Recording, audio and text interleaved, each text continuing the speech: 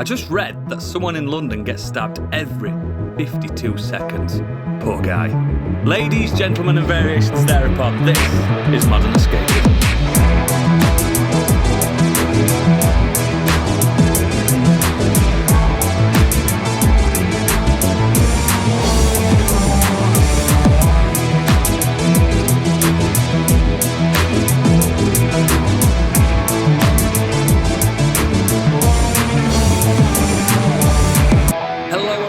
To the show. My name's Oodles, the one with an arsehole like a chewed orange. Joining me today, ex-Premiership Chris Beater, it's Stig. Hello. Human pincushion creator and skin artist, it's Candy. All right, lads. And the Velvet Mountain himself, it's Gadget. Hello. Biggie is still away with the international shits. He will Still be got back. the shits.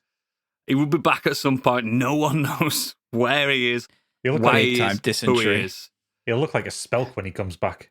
Just shit everything out. Exactly. But he will be back. It's just the four of us. How is everyone doing? I'm doing marvellous.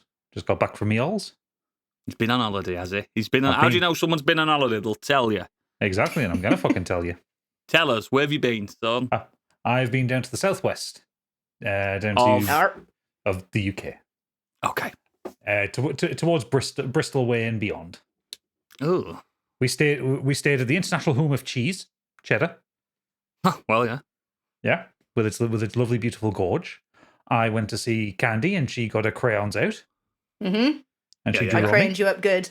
Yeah, With her Well, lovely, she's drawn on you beautiful now. gorge. Can we see what she's drew on you? yeah. So it's on my forearm. Delicious, delicious. Look at Hang on, that. I'll bring the Post it camera up. down so you can see it proper.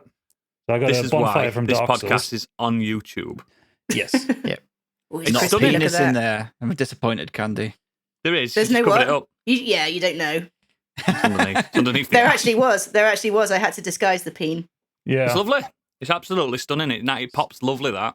So I'm currently in the crispy stage where everything's like quite scarred up and looking gnarly when you look close at it. But Candy, wait while he's messaging you in the middle at night going, why is it so itchy? Yeah, I know, right? we Wash it when it's itchy. Yes. Oh god, I'm not looking forward to the itch. I did. We did have to apologise to the Airbnb owners because the morning after we got the tattoos, we woke up and their pristine white bedding was imprinted with our tattoos. Yeah, I should have told you about that. Sorry. Yeah, that does also happen, mate. That does also happen.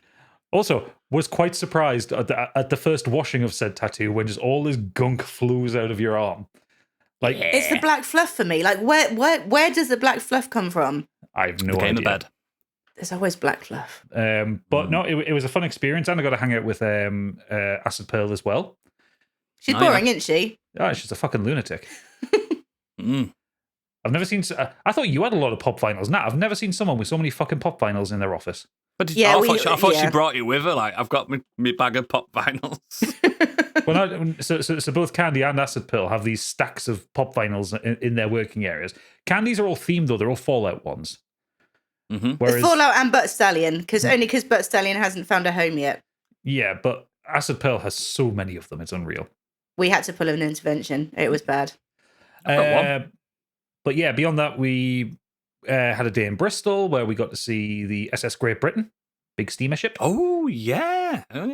I bashed my head 6 times in it because turns out people in the 1800s were a lot shorter than me. Yeah. I'd be fucked. We also went over to Wales Not me. and we met Super Stick would be fine. You'd be Be doing fine in star that, jumps in it. Cartwheels and everything. Just imagine his stick being like a little hobbit. Wee! So A stocky hobbit, though. So much room A for stocky. activities. A hench hobbit stick. Hench. Well, Stig, if you want to get competitive with someone when you go down there, they do a thing where you can, I think you pay like £12 each and they'll let you climb up the rigging to the crow's He'd nest. do it. He'd do it. That Rigging in the fucker. rigging. I'm not competitive, mate. Yeah, you are. I don't know where you get that from. We went over to Wales and we met Super Natty Cat and Robotic Monkey. That was fun. Lovely country. Lovely Yeah. country. We went up to this pub that was the most Welsh pub in the world. Can you pronounce it? Nope. The sent us Property pizza, ping. where we ordered pizzas for some microwave. reason. But, you know that traditional Welsh food pizza. Yeah. and we met a flat earther. So that was fun. Not flatbreader. And then we went- Flatbreader. And then you'll hate this one, Needles. So we went camping with one Pip's friends. I love camping. Up on the hill he owns. Oh. Yes, he is a man that was born into land, and he has owns this giant. land. I don't like him. He has this giant fucking hill outside of Loxton. He drives you up in. Does he and wear a paisley jacket and he's got a rifle on his arm? No, he's more like, think of like an American redneck, but with a West Country accent. Sounds hellish. You missed out one detail about your pizza. Not your pizza specifically. Somebody else's pizza. Oh, yes. Subernati Cat is also a food pervert and does not eat her pizza handles. Quite right. So Why would she? She has to go down into the fire with Candy. Disgusting. Yes, she's in. Honestly. We don't do that feature anymore, but she's in. She's in. I think you two separated at birth. Yeah, which one's the oldest? I am. We have Yeah, well, the you English, should know the better channel, as the the older Bristol sister. Channel between us. The swimmable channel. Very, very swimmable. Oh yeah, you can basically walk it when the tide's out. Yeah. That's what I mean. Still Done be it full of myself. shit though. But Yeah, full of the south. it was a lovely little holiday, and we got to see a lot of people, and we had a great deal of fun. And surprisingly, didn't spend too much money. It was spent. Thanks for the invite again.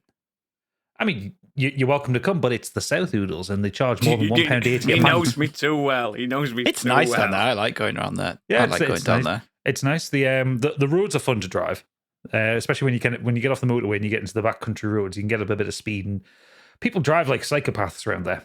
I like going in the gorge. Like, yeah, Cheddar Gorge is fun. I've never been to Cheddar Gorge. because she has like sides Candy, of these hills. even and I've been to mountains Cheddar Gorge. inside I here. know it's like 10 miles away from me. And it's The the worst- south. The worst part about us staying in Cheddar, however, is the people the people who were just trying to recreate a Fast and Furious film, blasting up and down that gorge at all fucking times of the day and night. Yeah. In their motorbikes and their fucking chavved up hot hatches. Oh, the sound was so annoying. But yeah, otherwise, really, really nice time. And I got coloured in. Hated. Well, I didn't go on holiday this week. Did you other two go on holiday this week? I did not go on holiday other than to wherever Baldur's Gate is set. We'll talk about that very soon. I had a day Did you trip. go on I will holiday? also talk about that later. Yeah, just a day trip. I'll talk about that later. Excellent, excellent. You'll hate it. So, oh god, I was very, very worried this week, thinking he's still away, he's still in international waters, shitting through the eye of a needle. We're not going to have any breaking news. But it turns out he's played a good one, and he's played a blinder. International news. It's time for breaking news. You may already know, but he doesn't, because it's time for Biggie's Breaking News.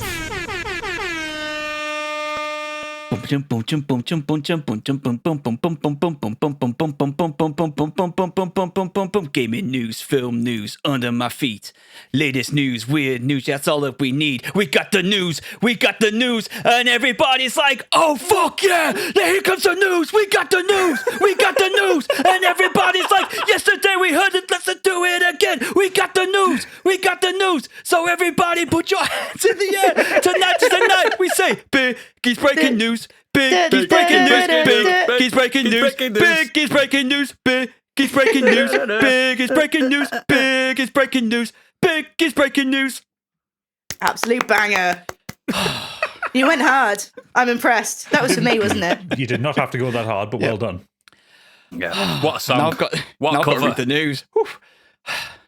And he's got an hoodie on. Take it off. I am That's now warm. really warm now. Man wears an hoodie any time. He likes being warm, this kid. Yeah, it's quite cool here. Now the aircon unit is working. Right. Whew. Right. Into the world of gaming. Square Enix shares price drops amid claims Final Fantasy XVI did not meet high-end expectations. Great. The publisher reported its Q2 2023 earnings on Friday, during which it stated that the revenue had increased around... What? Oh, revenue had increased around 14 year on year, but profits had dropped around 65%. That's massive. In the latest, the company's share price, it's the lowest the company's share price has been since May 2022. And according to Bloomberg, its worst intraday drop in 3 years. It dropped from 6,366 yen to 5,454. And so apparently You know Final what's Fantasy happened? 16 You know what's happened in this last 3 years, though, don't you? Sold half of their IP. They did. Also, So the knock-on effect. I love when Square Enix puts stuff out like this. Oh, it didn't meet the high-end sales expectations. Final Fantasy 16 sold 3 million units in its first week. What were your fucking expectations, mate? It's because it cost like $1 billion to make. That's why. It's just absolutely It makes me laugh with that madness. company. It's happened in way back when as well. They released like the flagship Final Fantasy games, the bad ones, and people go mental for it. Like Final Fantasy 13 sold bucket loads, and it wasn't console exclusive, which is another thing. Mm. But then they bring out one that everyone loves, 16, and they don't fucking sell. No. And it's console exclusive. Do you see the problem there? I honestly think Square Enix don't really know what they're doing. They have no Yeah, it fucking feels like idea that. what they're doing. Get the These are the NX people bit that- out. No, keep the NX bit in. That's the No. Dragon Quest people. No, Squaresoft was better. Square Then Shut NX up. came along. Right. Well, this might explain this latest tweet from Hironobu Sakaguchi. Yeah. Hironobu Sakaguchi. That's the Sir guy. Hironobu The Sakaguchi. creator of Final Fantasy, who praised it by calling it the ultimate fantasy, Final Fantasy, in a tweet earlier this week. So he's obviously trying to drum up a bit of It's excitement fantastic. on the game. He don't even work for the company anymore.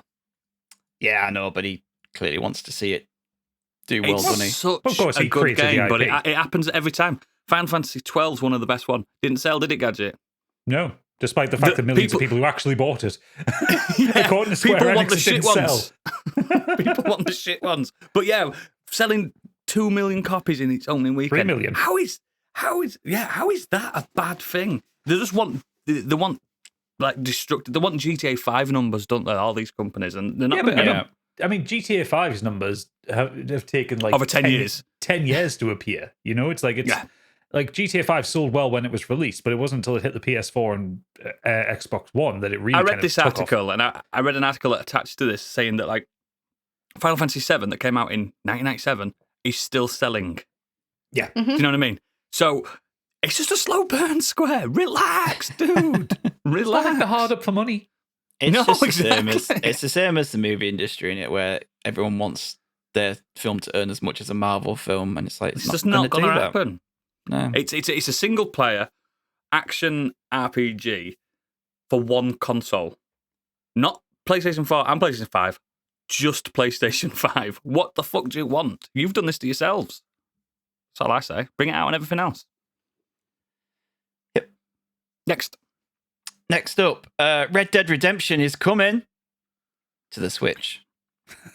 So after weeks of teasers and rumors of there being a remaster coming, it wasn't that at all. It's basically Red Dead Redemption is coming on the Switch on the eShop on the 17th of August, and a physical copy is due the 13th of October. This is potentially the worst platform you could possibly play on it. Yeah, Because- please don't play it on play the it on. Switch. Because if you remember, same with Metal Gear Solid 4, it's got an adaptive trigger type thing, hasn't it? It's got It some. does, yeah. It's got some more like nuance because it was PS3, Xbox 360 generation where triggers had more adaptability. The Yeah, well, the Switch Switch has is none of on or this. It's on or off. You're just gonna bang shoot. You know when you play Red Dead Redemption 2, you can squeeze the trigger slightly, can't you, on the quick draw and stuff. You're not gonna get Yeah. none of that on this. You're just Oh, gonna be bashing arse by accident all the time. Also, on an addendum to that, they've confirmed that there is a port of it coming to the PS4. A port, not a remaster. It's just That's the disgusting. PS3 game just pushed onto the PS4. It's going to be cheap And though, right? PS5. No, 50 quid. They can fuck off. Or if you've got an Xbox, just buy it off the Xbox store. For cheap. Exactly. 'Cause it- And Or again, get a disc. I ain't sucking no Xbox dick because I never do, but they've got it right. They've got it fucking Well, yeah, right. because the Xbox has the frame rate boost and the 4K upres. on it. Exactly. And a great controller to play it on. Yeah, and Don't be a moron, and guys. the daft thing is the Xbox is doing that with just like top level software the Xbox has. Like literally zero effort has been put in by Rockstar to make this like acceptable for the users. I remember playing on the Xbox One S when I had that, playing Lost Odyssey. 60 frames per second, upscaled, up-resed. I'm like, Great, this right? game's 15 years old and I'm still, it's just done it automatically. Why can't Sony do that? I've had Red Dead 1 available since the last like several months of the Xbox 360's life because it was on sale for like £4. So I was like, I'll buy that.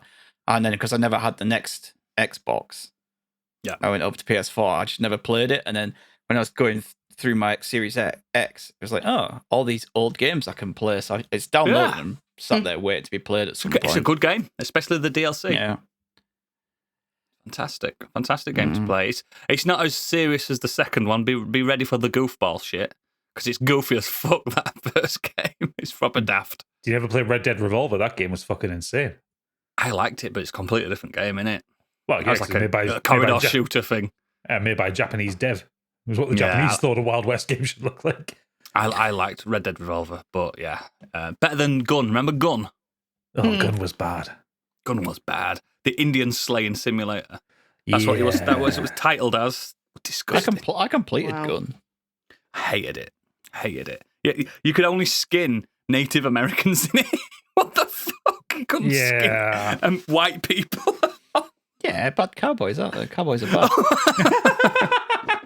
It's true, mate. It's true. But yeah. Next. Keith David is the new voice of Zavala in Destiny 2. Following the sad passing of Lance Reddick earlier this year, Bungie have now announced that Keith David will be the new voice of Zavala in Destiny 2. Zavala is one of the most important characters in the story and lore, and Keith David earlier this week put out a video message to fans to say he's honoured to take on the part and he hopes to continue the integrity that Lance brought to the role. Motherfucker Keith David. I mean, if you're going to have to replace one of the most iconic black male voices in the industry, the next most iconic black male voice in the industry is perfect. It's the love Keith baritones, David's isn't it? voice. It's He's a the great- baritones, the deep guttural, Keith David's got an soulful voices amazing that they've voice. both got. I could listen to him read the phone book. Be great. Yeah. I loved it when he called himself Motherfucker Keith David. Because he is motherfucking Keith David. I love that. I'll always call him that forever. I can't remember who Zavala is, but I played a lot of Destiny 2. And Zavala's the Titan emissary guy. I wasn't. It's a big blue guy. Yeah, bald. I was a blue skin. hunter, so I probably barely talked to him. Yeah, you probably wouldn't have talked that much to him, but you do encounter him. Like he's very much pushing the story. Oh, the big red and white armor guy. Big red and white armor, blue skin, bald head. Yeah, that's Zavala. Yeah, I like him. Well, I didn't know Destiny 2 still had fans, to be fair, but yeah, go for it. Why not? Lovely that. Lovely. Next. It's got loads of fans. All 10 of them. Just fun. It's just fun to play on your own instead. Yeah, it is. THQ Nordic posted his last Ronin teaser on Twitter earlier this week. They posted the following: says, "Who is the last Ronin? In a future battle-ravaged New York City, a lone surviving turtle embarks on a Turtles. seemingly hopeless mission seeking justice for the loss of his family. The official video game adaptation of Teenage Mutant Ninja Turtles: The Last Ronin coming to PC, Xbox Series X. Not PS5 though. No, it is PS5. It literally says it right there, PS5. Gotcha. It would have upset me that. It would have upset me. I was playing. I was doing it on purpose. I was waiting for a reaction. But people don't know who the last Ronin is. Could I spoil it for you all? No, because Okay. I want to know the story. I want to play it and know the story.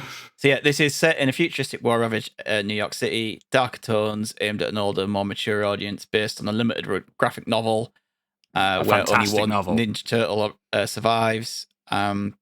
Senior VP of Paramount compared it to games like God of War, and yeah, it's coming to all consoles. It's developed by Black Forest Games, and it's still likely to be a few years off. All the party dudes will love that game. I'm well excited for it. Yeah, it does look great. And obviously, Spoiler drum up alert. interest with the new Turtles film out at the minute. Yeah. The last I Turtle just- games was great. I mean, the last I Turtle just love game is Turtles. completely different, but I love Turtles. What, And if- Shredder's Revenge. yeah. yeah, great it's game. good. If anyone's like got any passing interest in Turtles, I do recommend the books. They are not cartoons. They are brutal. They are adult. Yeah, I read the original graphic novel years ago. And it's the black and white one is so fucking good. Was quite surprised when like someone gets stabbed and there's like a blood spurt. I was like, oh, this is not what I grew up with, but I like it. Yes. I bet it's not as good as the original films, though, the live action ones. They were banging. It is, don't be stupid. The first one's great. Yeah. The second one less so. The third one, we don't talk about that. The third one when they go to Japan, like feudal Japan.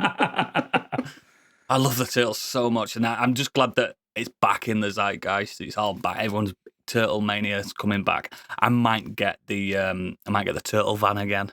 I might just buy myself a Turtle van. Why not? I fucking love my Turtle toys. Go Ninja, go. Yes. Get Vanilla Ice back now.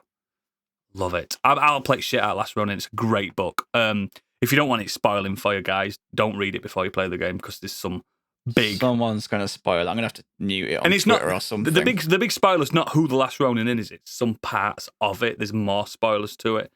It's one of the Turtles, obviously, you all know that, but it's just, it's a great novel. Really good. Next. South Park Studios announces next South Park game. An all-new South Park game is coming, but in 3D. Captain Stan, Kyle, and Kenny are back in three-dimensional glory to celebrate the most magical day of any young kid's life, a snow day. Grab up to 3 friends and battle your way through the snow-paved streets of South Park on a quest to save the world. Enjoy a day without school. South Park comes to PC, PlayStation, Xbox, and Switch in 2024. I don't like the look of this. Multiplayer? No, it looks like a pile of shite. It sounds like they're loads of turkeys again. No, I don't mind there being like it. You don't have to play it with friends. You can play it by yourself.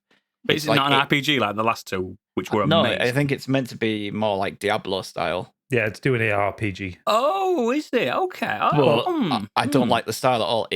I liked the fact that the last 2 games were like in the style program of a South Park program, like you were in the episode. This does not. This is giving me vibes of that PS South Park game. N64 one. Yeah. Also, I think making a game out of South Park, it works as an RPG more than an action game. Well, it played on the jokes of that, like when you're in mid boss battle and it's like car, and they all have to get off a road and wait for a car to go past. And like when the difficulty options and the darker your skin, the harder the game was. Yeah. Or like being a Jew, which is like a paladin. It's so fucking good. Yeah, they did such a good job with Stick of Truth and Fractured Butthole. Like this one seems like a misstep. It might be a really fun game to play, but could be. I think as soon as I saw that trailer and I saw kind of Cartman in his wizard hat in 3D, I was just like, yeah, South Park doesn't work in 3D. Like 3D South Park. That's disgusting. I don't want to see when you just see Kenny's silhouette outside of his head. It's just a big dome coming out of his face. It's awful. No, it's like seeing like South Park like figurines or plushies in the real world. It's just like it doesn't look right. Bring back Chef's Love Shack. Remember that game? Bring that back. That were a right good game. That these chocolate slotty balls. Yeah. We're not getting none of that Isaac Hayes anymore, though, will we? We won't get any Isaac Hayes stuff anymore. That man's retired. He retired hard. He retired very fucking hard, mate. What a fall from grace. Next. Tekken boss Katsuhiro Harada hits back at silly threats for irate Eddie Gordo fans. Veteran developer of the series and director of Tekken 8 has spoken up about the trolling and harassment causing real damage to the team's morale and even incurring additional financial costs to the larger fighter gaming community.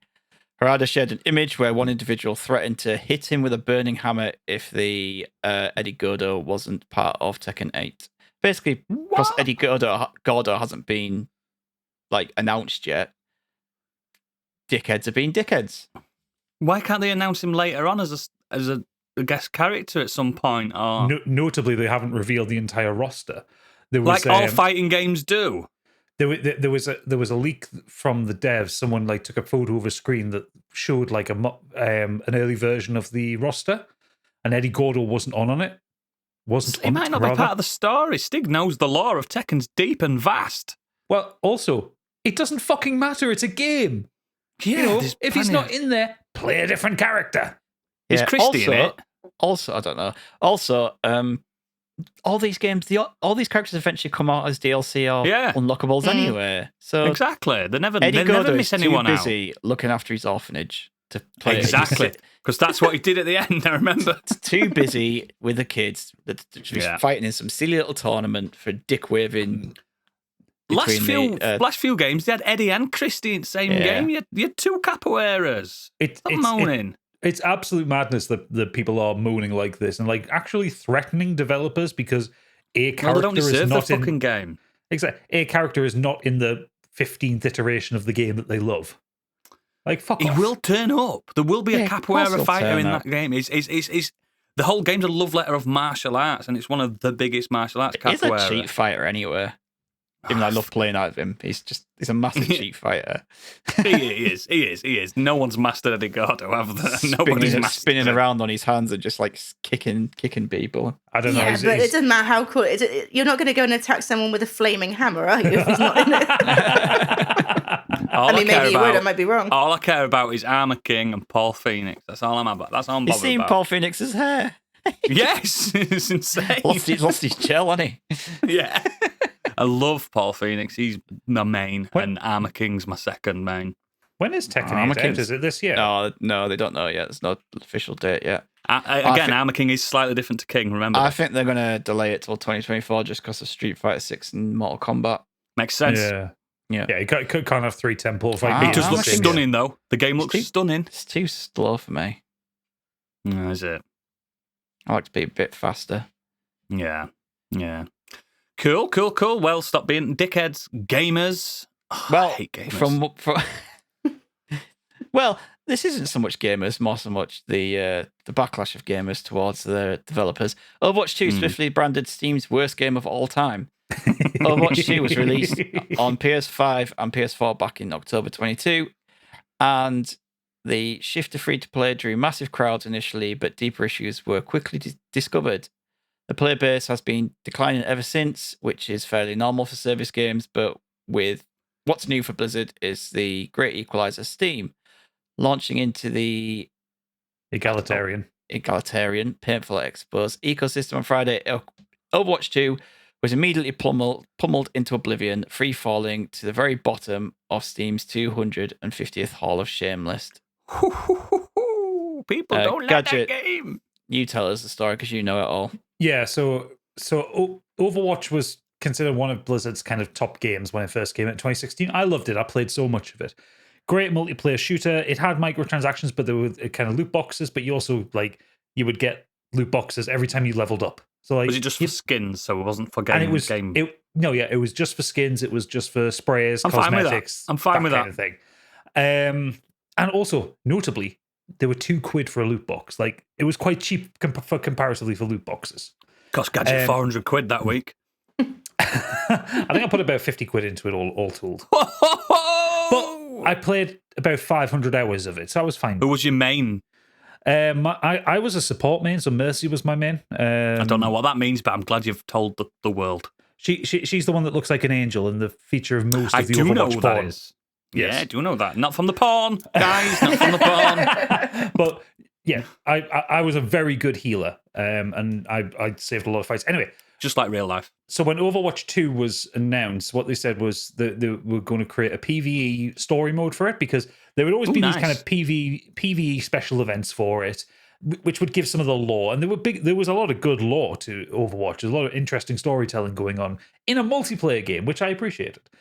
Yeah. But then Blizzard turned out to be a shower of bastards. All the kind of sex scandal stuff came out with them and Activision. Jeff Kaplan, the game's lead, left because he saw the direction the company was going. And they released Overwatch 2 last year as a bit of a mess. They got rid of the PvE campaign, just dropped it entirely.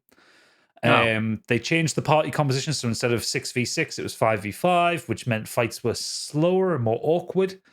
New heroes became paid for, I believe, or paid for early access. They put in a battle pass. Skins are now like 25 quid for legendary skins. and they're not that Wow. imaginative either. And then they keep recycling special events. So like you still get like every Halloween, you get the Junkrat Horde mode event and shit like that. Every Christmas you get the May snowball fight one and stuff. So like what that. I'm Like, gathering from this is the company don't give a fuck. company don't give a fuck. They also got rid of the people who were charged with like removing the toxicity from the game. So the voice chat and text chat in it is just an absolute mess of horrible people. And they fucked it. They basically they took one of Blizzard's best games and absolutely ruined it with lack of support. They screwed around Mate, the that esports fucking division. company's fucked. It is, and the thing is, like they never would have got any of this feedback because normally, like all the games just come out on BattleNet, not Steam. So this coming out on Steam has just meant people could just voice their opinions in the reviews, and it's absolutely smashed it down the list. It's thoroughly I'm glad. deserved. And This is the first year in my first time in my life that a Diablo game's come out and I've not bought it. same. I've had every Diablo game I'm since just the first done. one. I'm just fucking done. And it's not even a political stance or anything like that. I know Done. they don't produce the quality that they used to produce. No, they're just microtransaction everything to death. Yeah. I'm just not down for it anymore. I've just No. had enough. I'm finally voting with my wallet. My Excellent. tight, chained up wallet. That wallet that only opens if you're absolutely sure that money is to be spent. There's moths in that fucker. Well, speaking of a game that won't transaction you to hell, Baldur's Gate 3 is currently the best reviewed PC game of all time on Wow. Metacritic. Well done. It's officially better than Half-Life 2. It sits at number one with 97. Number 2 is Disco Elysium, the final cut at 97. Well deserved. And Half-Life 3, God. 2. He's just announced it. It's official. It's happening. I just made myself sad. Half-Life 2, 96. So yeah, Baldur's Gate 3. More on that later. But yeah, well done, Baldur's Gate 3. Well done. Well done, Larian. I've always been a big fan. Larian are very, very good at what they do. As a new studio in comparison to some of the huge ones, it's fucking great to see that these kind of things are in good hands. But more on that later. On to world of film and flame to flame. film on TV. Disney Plus is following in Netflix's footsteps. Bad news, password sharers. Disney Plus is also initiating plans to cut down on sharing accounts months after Netflix brought in the controversial changes. Disney CEO Bob Iger confirmed the news in the company's latest earning calls, saying it will come into effect in 2024. Brilliant. Well done, Netflix. Look what you've done now. Yeah, but also it's actually worked out all right for Netflix because their subscriptions have gone up. So, I'm not paying for Disney Plus. My friend is, and I don't like this one bit. I pay for Do you know- Netflix. My brother pays for Disney Plus, so You know, Now you can we're- all get like free Disney Plus for a year with your phones and stuff like that, don't you? Yeah, that involves going on a phone contract. Yeah. No, but probably when you that do all. anyway, at least you're getting a year out of it. I don't go on phone contracts. Oh, not all of us can afford to buy £1,000 phone. Hey, you don't have to buy £1,000. When do you get it? I have to go on phone contracts. So do I, mate. I'm fucking tight. It's the only way I can get a loads of brand ways new to do top of it. the range phone. Yeah, same. You could But also- again, I've never password shared anything before because, again, we're being tight. If I'm paying for something, no one's using my shit. My mum's asked me before. She asked me once. I love that you're so tight you won't let other people mooch off you. No, Brilliant. I won't. My mum asked me once. She went, "Can we borrow your Netflix for a week?" I went, "No, because I'll never see it back. I'll never see it back." You know, you can still log into it when others are logged in, right? No, I didn't know that, but I don't care. The weird thing I about the don't care. Netflix thing is, I'm paying for it. my brother still uses mine, and it just says it's just part of your household, and you click yes, and then you move on, and nothing's It's a big happened house. since. You just say it's a big house. It's a big house. He lives. You know, it might. There's It's a mile- the East Wing, which has its own half a postcode. mile, it might be half a mile down the road, but it's a it's a big house. It's a big fucking house. Netflix is huge. But yeah, he pays for one, I pay for the other, so it kind of works out all right. But That's different, though, isn't it? My mum weren't willing to do that. She just Yeah. wanted to borrow it for a weekend. You can fuck off. we'll see. Fuck off. No one's see- mooching. See how that nothing off works. Me. But that's not coming into effect for a while anyway. Speaking of Disney, adjacent Marvel Studios VFX Come on, baby. You can do this. workers vote to unionize in historic move. So unless you've been living under a rock this last month or so and didn't know there was a current strike going on, there's been disputes over streaming residuals and encroaching of AI. And now another part of the industry looks to banding together in solidarity against the rising demands of film and TV production. Visual effects artists working at Marvel Studios have for the first time voted to unionize under IATSE, the International Alliance of Theatrical Stage Employees. It's a notable shift, not only because of previous reports about difficult working conditions for VFX houses in the current filmmaking landscape, including Marvel projects, but also because VFX workers have largely been non-unionized in the past. I bet there's some mega crunch that goes on there. Wasn't it? It was Spider-Verse, wasn't it? That they loads of people left. Marvel's been under the cosh for this for literally the last couple of years because they're trying to pump out so much. Them and Disney have just so much content coming from them that the teams just can't keep up, and that's why stuff's coming out and looking like is that average, like in places.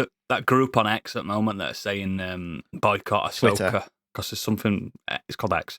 Twitter. Boycott Ahsoka. There's a show called Star Wars Ahsoka, and people are like boycott it, and make sure you don't get the viewing figures it want. And to be fair, like I love a bit of unionization, even when it makes my life hard. Like when they had bus strikes over year and stuff, I still grumbled that there were no buses, but I was still in back of my head going, "Go on, lads." But are those people saying boycott it because of this, or just because it's a woman-led show? Probably because it's a woman. And she's not even British. She's an alien. Yeah, no, it's a good thing because Yeah. they've been, kind of worked into the ground and not having, and then everyone complains about how bad the visual effects look. I mean, sometimes you can literally go back to films from 10 years ago in that early Marvel phase, and it looks better than what they're pumping out now because they just don't have the time, resources, and money to do it. There's also an element as well as the way that industry works. Is I can't remember who put out. There was a video someone put out on YouTube about it, explaining it, but it's basically a lowest bidder gets the work, and in a lot of cases, a VFX house will overpromise for the first contract because they know it'll get more contracts going on. So they'll bunch the portfolio up. Yeah, so they'll, once you're in with Marvel and Disney for VFX stuff, then you've probably got 10 years. You might have a good 10 years with it, but it means your first couple of projects are going to be, you have the money for 3 people working 10 hours a day for 3 months on it, when actually the amount of effort required to do it needs 5 people over a year or something like that, but you just have to crunch, and it's all awful. All I can say is keep fucking striking. People died for your rights to unionize. Fucking keep striking it, and nothing's going to get done unless there's casualties from it. I don't mean human casualties. I mean casualties from the medium, the art. You've got to do it. There's sacrifices have got to be made. There is also a threat that the VFX workers have encountered, which is offshoring of visual effects work. Yes, I've seen this. There's a lot of Chinese stuff and that. There's a lot of Chinese companies. There's a lot of companies in the Philippines. Because they're not allowed to unionize. They're not allowed to unionize, but also obviously, because of currency differences, they ultimately become cheaper. And this is to protect their jobs. So good for them. Get on it. Yeah, I would back that to the hilt, mate. Every time. Cool. Next.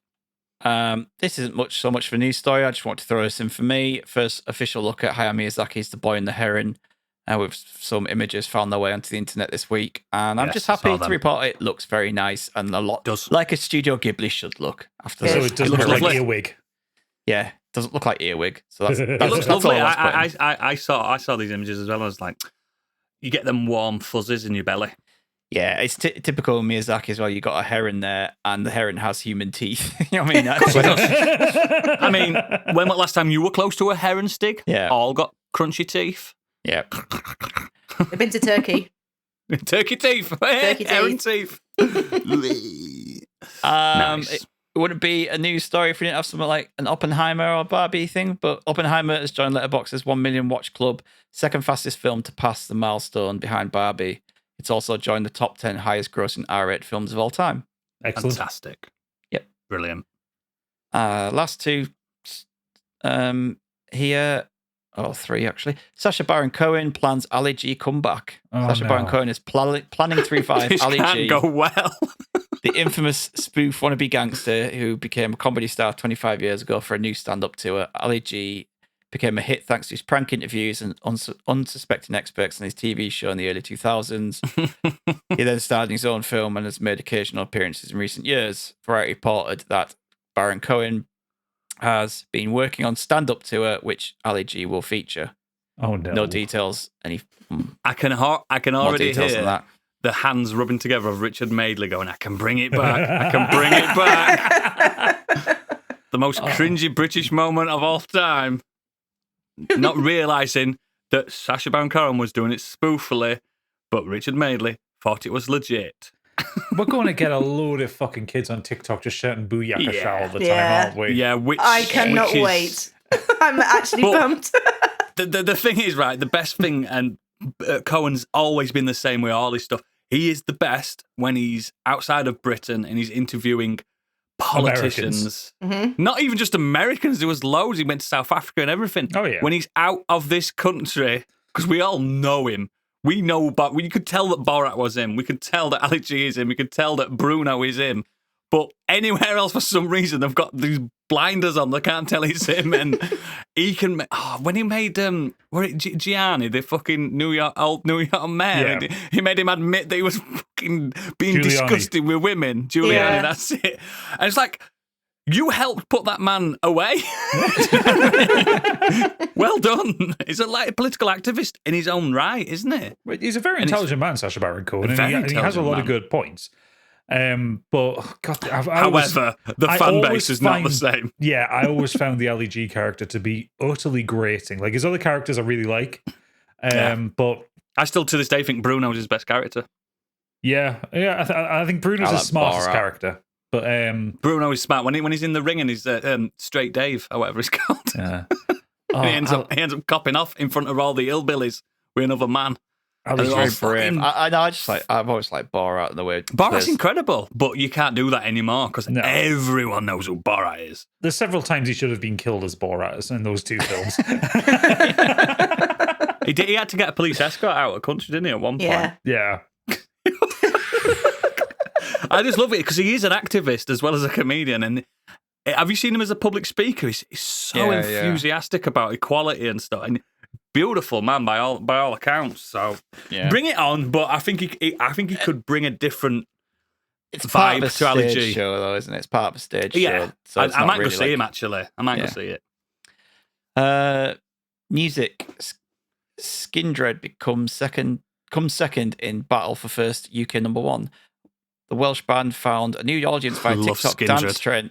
dance trend has reached Yeah. #2 in the UK charts. The band's 8th studio album, Smile, was beaten to the top spot by Kian Ducrot's Victory. Don't know who that is. Nope. Their success Come comes on, Grandad. after a viral dance video to their 2005 single Nobody led to the fans discovering the Newport's band back catalogue. Are they doing the Newport helicopter? Yes. Yes. I love that. I just love a reggae Welsh metal band just fucking absolutely stomping around. They have done some of the best live gigs I've ever been to in my They're- life. They're every single festival, though, aren't they? There must be like more than one Skindred going around because you can't go to No, a they're just a festival very without hard-working Skindred. band, and they're not young anymore. No, they got Great. so many. They got so many bangers as well. Like they're Yeah, pretty yeah. underrated, I think. No, they're I massively think they're underrated. underrated. I think it's Yeah, it's they're because insane. it's the combination of reggae plus metal. Like it doesn't really get out there. It's not That's like not supposed to work. it's not like ska punk, which kind of like rode the pop punk wave. I saw Skindred support Prodigy. That was Yeah. one of the best evenings. I went to that tour. That was so good. It was stunning. It was the best thing ever. And then Keith came out with Skindred for a little bit, and they're all just fucking moshing and jiving. Oh, it was one of the best evenings of my life. And Ecstasy were really good back then. Really good. Yeah. Never danced so hard Remember at a gig Candy? in my life. Oh yeah. I think I lost about 2 stone in sweat that night. Oh, it's such a good. I think it was like a full 2-year tour. That one. I think it was a massive tour, weren't Yeah, it? it was a world tour, if I remember rightly. Yeah, fucking so good. Oh, I've got to miss Prodigy so much. Yeah. see, TikTok can be shit at times, Yes. but I love how it can just revive a band like that. Eight albums down, 20 odd years into the career, whatever. And Such I a hope they niche get band as well. massive. I hope Yeah. they get massive. They're lovely lads, and it's fantastic music. he said they were happy and ecstatic with the result. As it should be. Yeah. While smoking the biggest J ever. Last quick one before we go into the Weird World Web. Usually we don't always do these, but I want to mention this one this week. This week we've sadly lost William Friedkin, passed away at the age of 87. We did. For those of you who don't know who he is, he's the director of The Exorcist, Sorcerer, The French Connection, which he won an Oscar for Best Director. Incredible film. To Live and Die in LA, Cruising with Al Pacino, Killer Joe with Matthew McConaughey, to name a few. I didn't know he did Killer Joe. Yeah. Good film. He had such a vision that he didn't bring out film after film after film after film. He took his time, and he was like a director's director. Yeah. And just a writer in general, just fantastic vision. And that, again, we spoke about Exorcist other day, but what a killer that film was. Like the first of its kind, the best of its kind. Nothing's ever topped it. Nobody's ever topped it.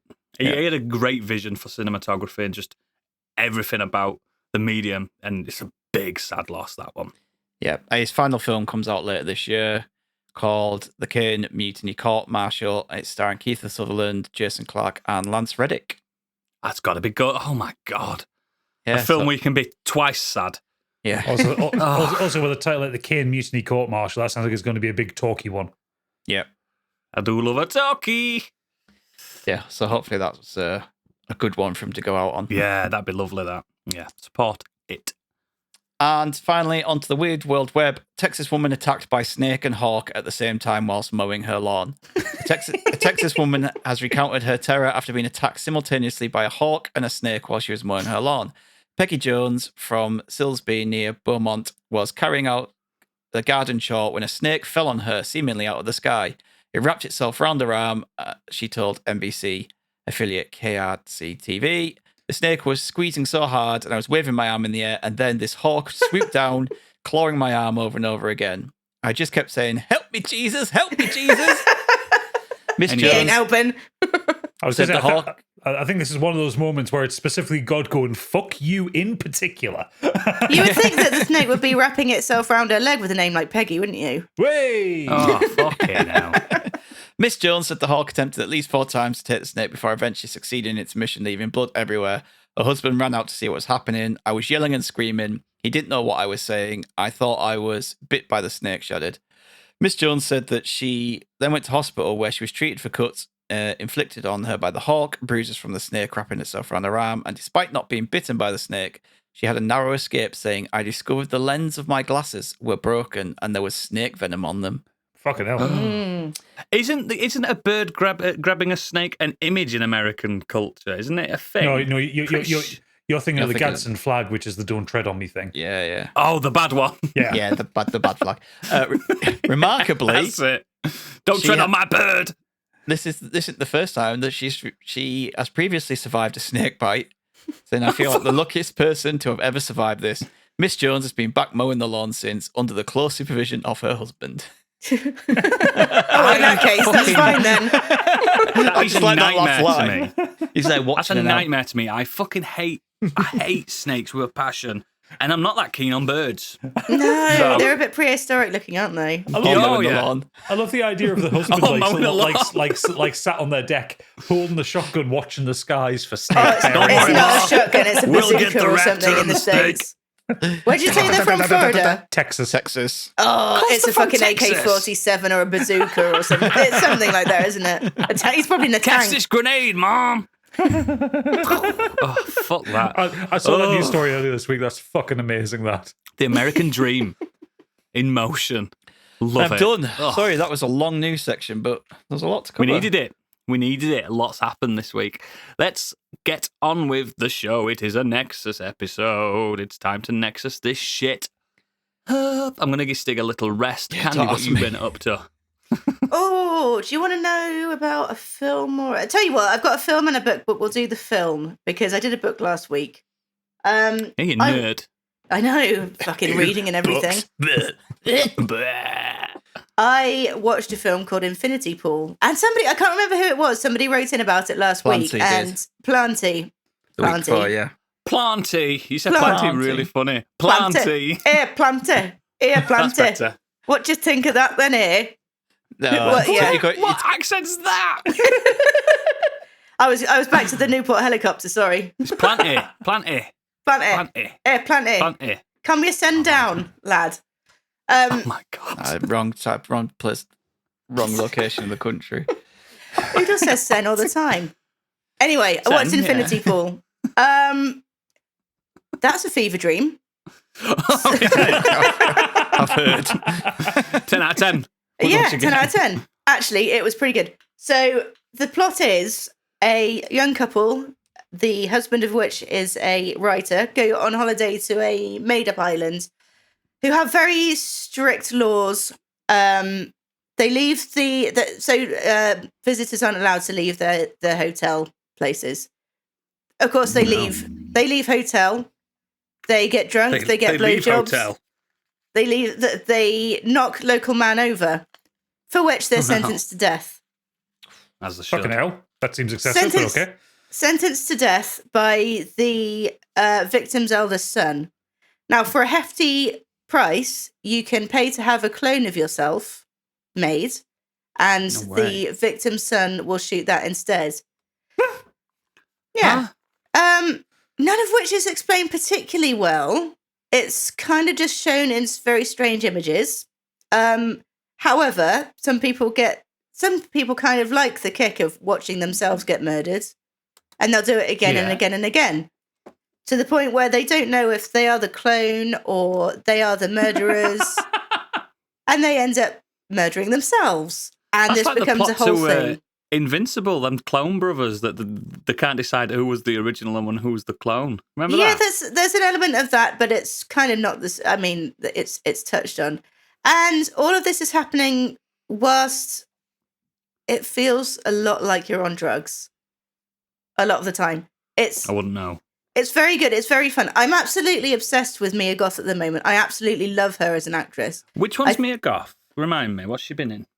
She's been in X. I'm going to Google Pearl. it, don't worry. X, and she's been in, what was the other one I reviewed the other day? Pearl. She's Yeah. She's Yeah. basically a kind of new scream queen, but actually she writes a lot of the films as well, and she's a writer and producer as well. She's She's incredibly very talented. bloody handsome as well. Very bloody handsome. She looks just like a sort of late 60s, early 70s. She does. Glamour she queen. does, yeah. But she's such an amazing scream queen. But she's amazing in this. She plays annoying so well. It also stars Alexander Skarsgård as well, the Eric the And he's Vampire. not fucking ugly, is he? Not at all. And there is tit and there's penis as well. So if you're into that, which I am very Yes. much, it's a film for you. What's it It's- called again? Infinity Pool. Infinity It's worth a Pool. watch, but be prepared that it's going to give you a little bit of a headache, I think. I really want to watch it, but we're like, Kate was just like, she knows it needs to be a film we have to be in the mindset for. Very much so. Yeah, very yeah. much so. So I've watched that, and I watched 2001 recently, and there was another film. I can't even remember what it was now, but every single film recently I've been watching have been fever dreams, so I'm starting to question my own sanity. I mean, the thing is, I've just looked this up on Wikipedia. This is directed by David Cronenberg's son, so you have to expect a level of fucking weirdness. Is it? Yeah, it's Brandon Cronenberg's Have you director. seen Yeah. Possessor, Candy? No.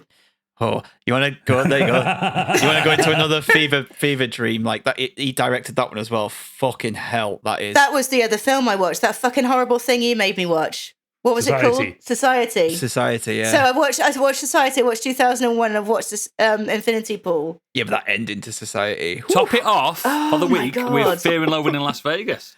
Just top it That's off. easy. That's child's play compared to these. Watch Possessor. You'll not honestly. Should I actually though? If you want to carry on staying in this fever dream, yeah. I do not. I do not want to stay in it. I want It's affecting freedom. a work stick. I She want doesn't know what sanity. reality is. I've got a Twitch now. It is brutal. It is fucked She up. keeps pinching herself. Am I awake? Am I Yeah, still give me breathing? a couple of months and then I'll watch it. So yeah, the other one I'll just quickly because I didn't take long reviewing that because there's You didn't? I mean I didn't, but the thing is if I talk too much of it, it'll kind of ruin it. You sort of have to go in 10 out of knowing 10. not a lot about it. I read another chick lit book this week. So after the success of the last one I read, How to Kill Your Family, one was suggested to me called None of This Is True by Lisa Jewell. She's a best-selling author. It's I don't know. This is not normally the kind of book that I go in for, but I read the synopsis and it centers around a female podcaster. So this is the one for me. So a pair of 45-year-old women, one of which... Your age as well. Oh, do be quiet. I'm 21. I'm 21 and I'm a young-looking 21 as well. I think you'll find. I agree. So, first of the women is out on a birthday dinner at a local restaurant. She overhears another party. It's another lady having her 45th birthday. And she finds out that she's a podcaster, and she convinces this podcaster to do a podcast on her life because she's hoping to make a massive change and she wants it to be documented.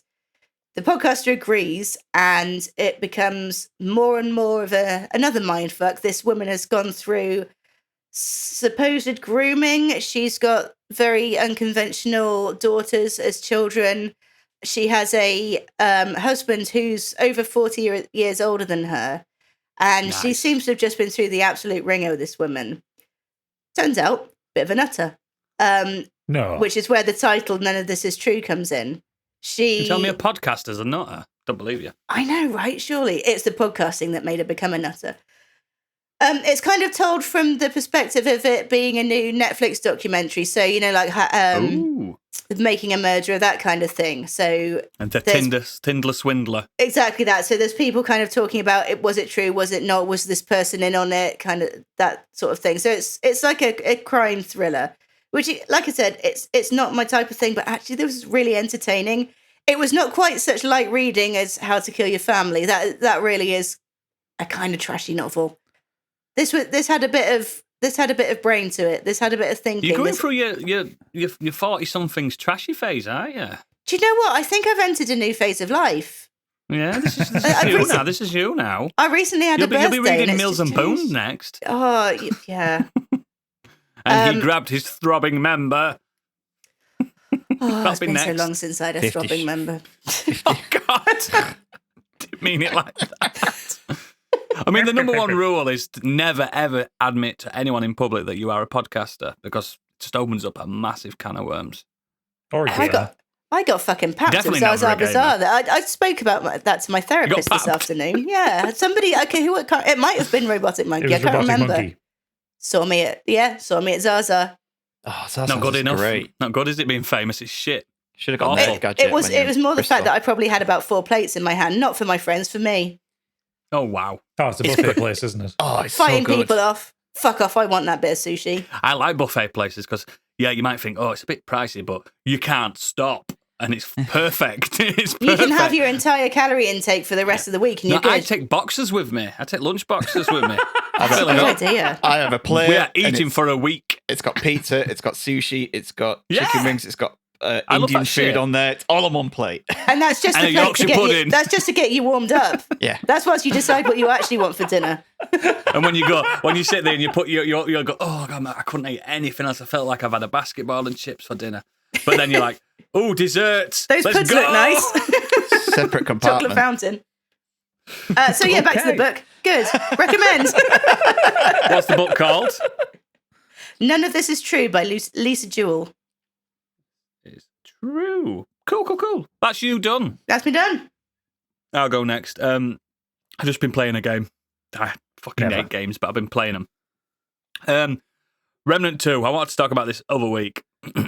Now, I talked about Remnant. This is how long we've been podcasting when the first one came out. Yeah, it was quite early on while we were doing it. Yeah, I sang its praises. I was like, oh, this is closest I've felt to a Souls-like actually hitting the mark.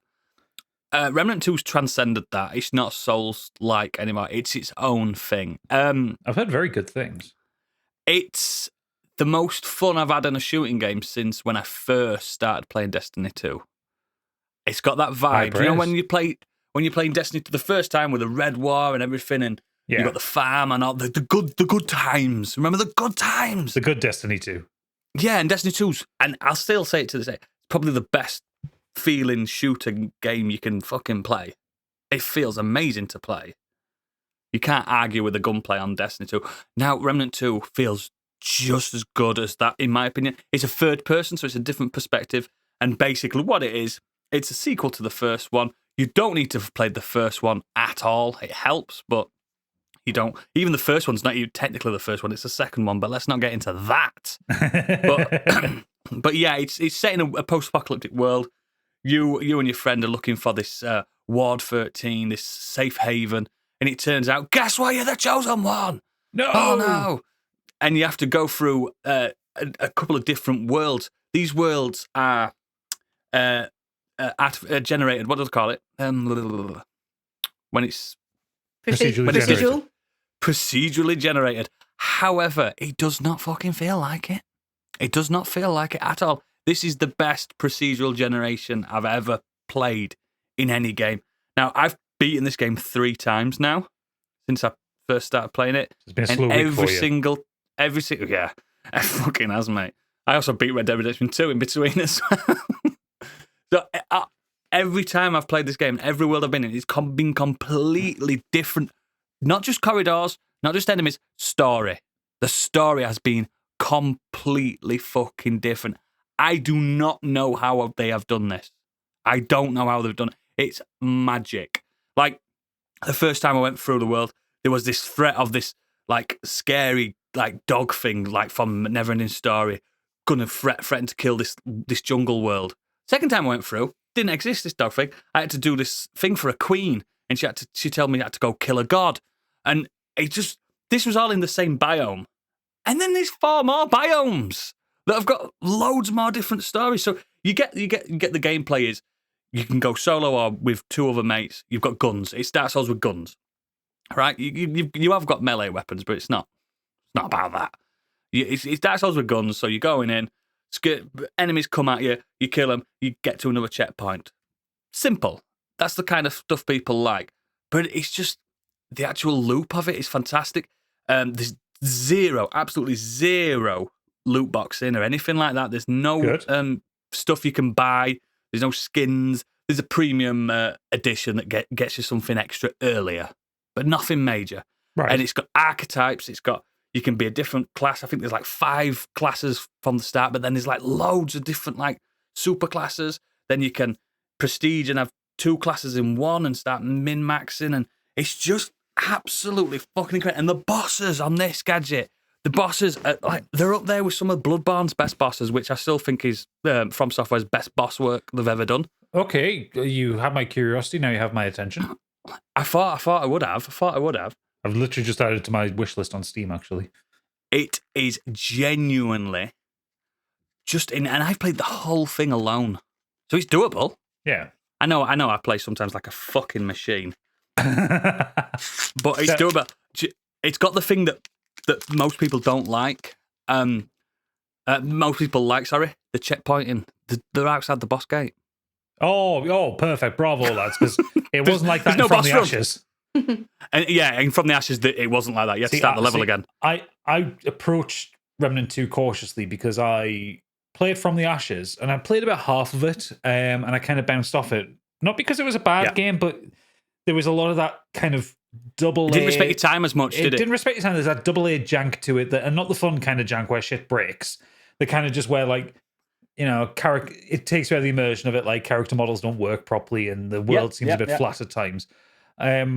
I enjoyed some of the time I had with it, but just ended up bouncing off it. But this, I mean, I've seen a lot of the discourse about Remnant 2, and it sounds fucking awesome. It feels like a AAA game. Oh, and it is Gunfire Games. They're a AA studio, but they're using that Unreal 5, that new thing. And everything looks stunning. It looks fucking stunning. And again, I've never seen 2 of the same place, and I've beat it 3 times. Nice. I don't know how they do. I don't know the magic behind it. It's witchcraft. I genuinely don't. And some of the bosses are not just bullet sponges. Some are like puzzle bosses, and I love a good puzzle boss. Nice. Fucking love that. It's just really good, and I would love to play it with some of you guys. I'd go through it again from scratch, and I'd do it. But if you are wanting to play it on your own, guess what, Candy? you pick a class called the Handler, and you get a dog.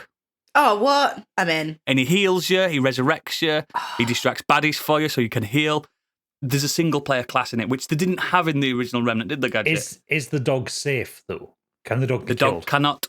It can be killed, but it doesn't die in the lore. Does it get knocked out? It's a safe. It gets knocked out like a Pokemon. Okay. It's a safe dog. The dog is safe. But yeah, there was no single player class in the first game. The first game was very much geared around being multiplayer. So when you can play it on your own, but don't. Yeah, when I was playing it solo, I think I was hitting up on some bosses as well. It just made it less fun. This game, it scales everything. If there's just 2 of you, if there's 3 of you, it scales everything. Whoever is the highest level in that party, you are fighting their enemies. So if you're playing it from scratch with someone, you should all play it from the scratch. Don't. If I jumped in now, new game plus fucking 3 or whatever, you'd never do anything. But it's just really good. Like, a lot of people don't like swords and shields.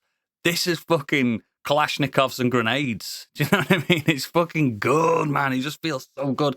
Like, the only person I know that's playing it is Xenos in our Discord, and he's been adoring it as well. And you know what he gets like? He gets obsessed with stuff in a good way, and I'm same as him. Like, there's like secret classes that I still haven't yet discovered. And it's just such it's up there with Gotti, mate. It's proper up there. What platform? It's got to go against Dredge, which I fucking love Dredge, but don't think it's going to win Gotti. No, especially after what you guys are going to talk about very soon. But I think people should give it a chance. It's 40 quid as well. Yeah, I also noticed that it's 41 quid on Steam. So it's just like, it's 40 quid. Ooh. If you're in the mood for it, it's not too difficult. There's easy, medium, hard difficulties and stuff like that. I beat it on my own on hardest difficulty, guys. You can do it. Yeah. I'm an idiot though, aren't I? I'm one of them you idiots. Are, but we love you. I love it. I love it so much. I can't sing its praises. On PS5 as well, it uses the haptic triggers, and I'm a big fan of that. You can turn them off, but I love it. But yeah, Remnant 2. Play it. Gadget. You got a new device, didn't you? Yes, so I've got a quick one to do before we talk about the big thing that me and Stig are going to double team in on. The big thing. I left the iPhone stable and I went to Android. Fucking round of applause, everyone. Everyone on this podcast is now an Android user. Yeah, we are. People have already gone to sleep. Welcome aboard. So I bought a new phone. So I was due an upgrade because I've had my iPhone 12 for about 3 years. And it started to show its age ever since I've known you. Yeah. Battery was a little bit wonky, and yeah, I was just kind of getting a bit bored. I've been on with Apples for like 7 years now. So it's like, maybe it's time for a change. And I found out that there are a couple of phones that don't hurt my eyes because I have an issue with OLED screens. Yes. And one of them is called the Nothing 2, made by the Nothing Company. And this is it, and it's amazing with its wonderful little glyph interface on the back. I find it fascinating how them LEDs don't barely drain its battery. No, they're really well because they're LEDs. They're LEDs, yeah, that makes sense. So yeah, love it when you get a text message, yeah. yeah. It makes little flashes. Some of the segments will stay on if it's a certain notification. Like I've said, if Pip sends me a WhatsApp, the one of the segments stays on. So it means I know to look at that one. I can ignore other ones. That kind of thing, yeah. Or one of the segments kind of fills up as a timer, or one of them does it if for volume, stuff like that. It's a really kind of natty little gimmick, but it's fun. I like it. But the phone itself is fucking brilliant. It's got a 6. For its price point. Yeah, well, I'll get that second. It's got a 6.7-inch AMOLED display that runs at it's not quite 4K, but it's higher resolution than the iPhones.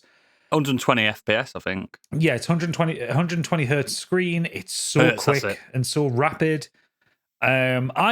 My only experience of Android is my work phone, which is a Samsung A32, which is a pile of fucking shite. So I was kind of... I can't believe they've given you one of that. I was kind of worried that I wouldn't like the experience of using Android because I use that fucking steam-powered shite. It's trying. The thing is with the phone, your work phone, it's trying to use the latest edition of One UI that it just can't run. You just cannot run it. It absolutely cannot run. So you need like an Ultra to run that. Yeah, so... This is so quick and so rapid, and it's got this really clean interface, like nothing have put a nice skin on Android. You like it because it's a cyberpunk phone. It's a bit cyberpunk. I love the fact that the back is clear and like you can see the Qi charger and like the heat sink and stuff like that. The Qi charger is really good on it. Is it like 18 watt? 18 watt Qi charger. Which is fucking rapid, that, for a Qi charger. It'll accept something like 65 watt fast charging over USB-C. Oh, yeah, I know it does. But your fucking plug sockets won't. No, true.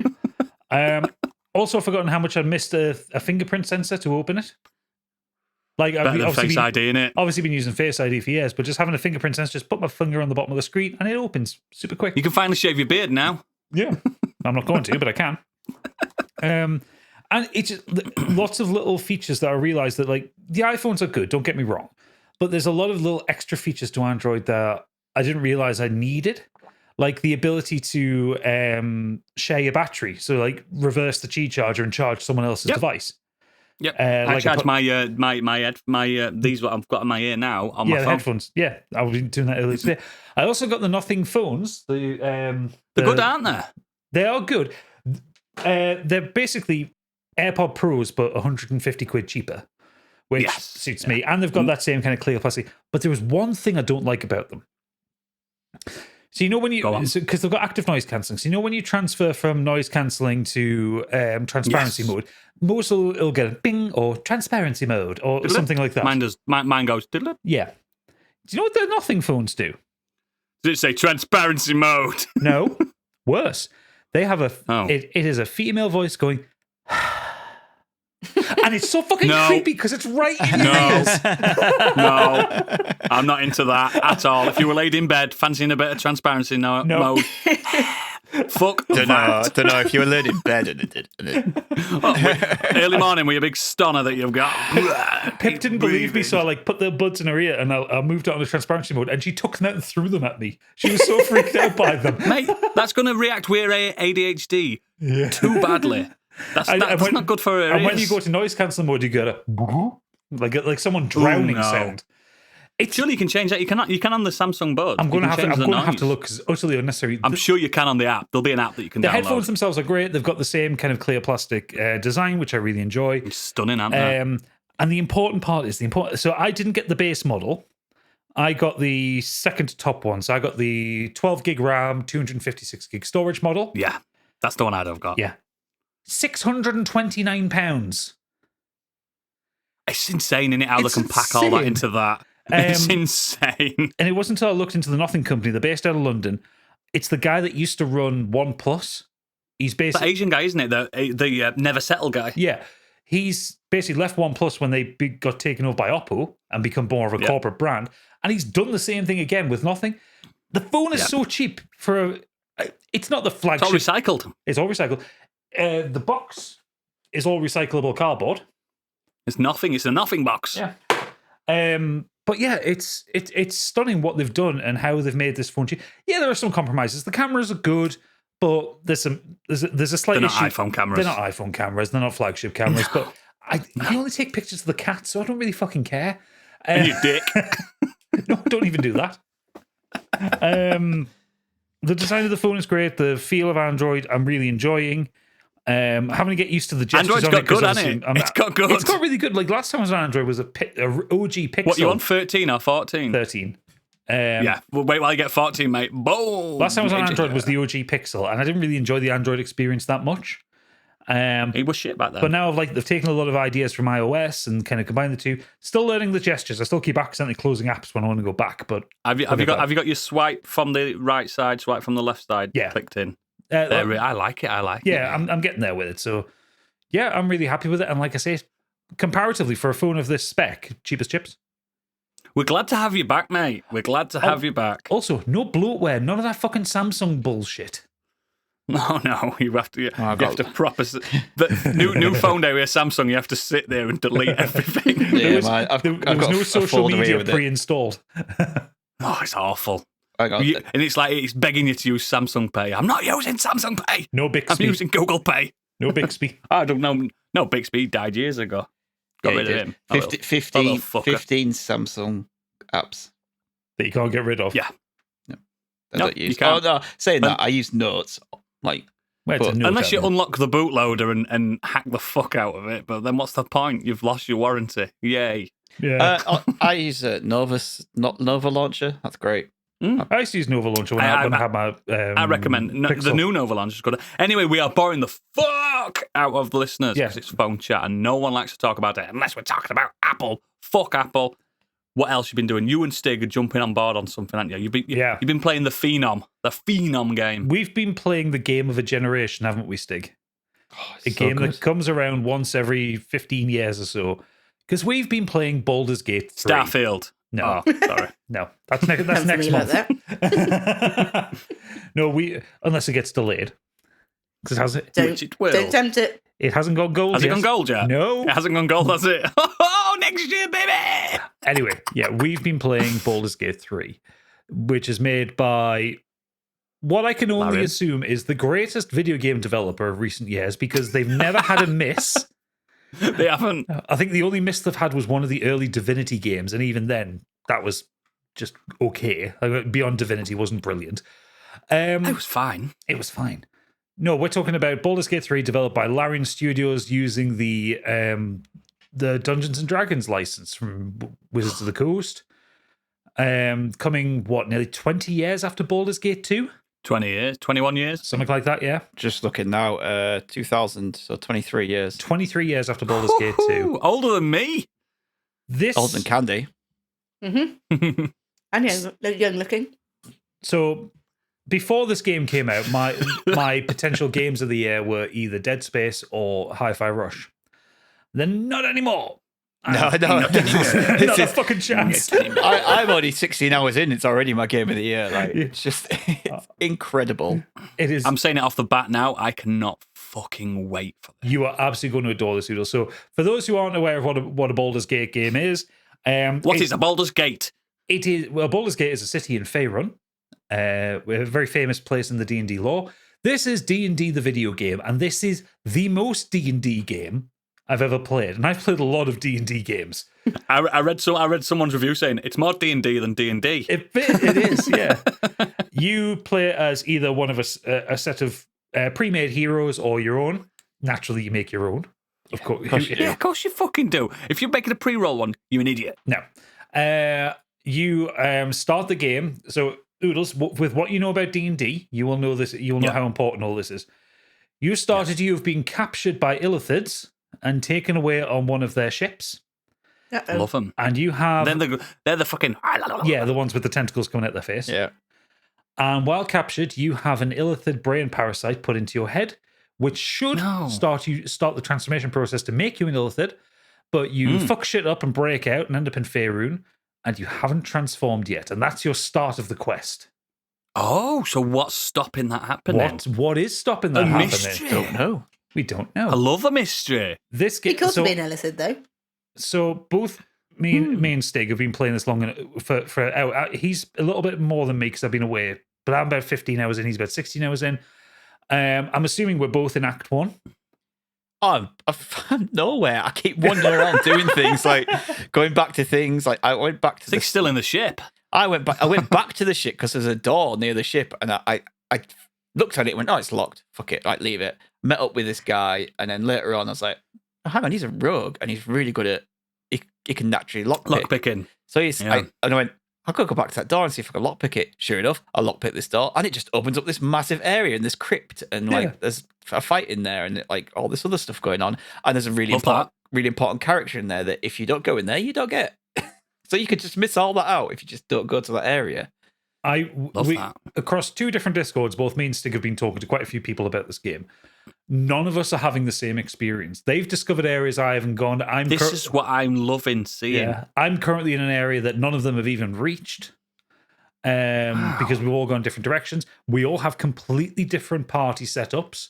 Some people have even lost party characters or like sent them on their merry way, and they aren't available. I had one who got pissed off with me and left, but yeah, I then died, and my save was before he fucked off, so he came back, which was a bit disappointing because I like the idea that scummed. Well, yeah, I like the idea that I pissed him off enough that he was just like, right, fine, fuck you, I'm leaving. When I play it, I'm vowing not to save scum at all. I'm going to play the chaos. You need to quick save lots then if you're going to do that. Yeah, there has been many situations where I've just walked into a room and died.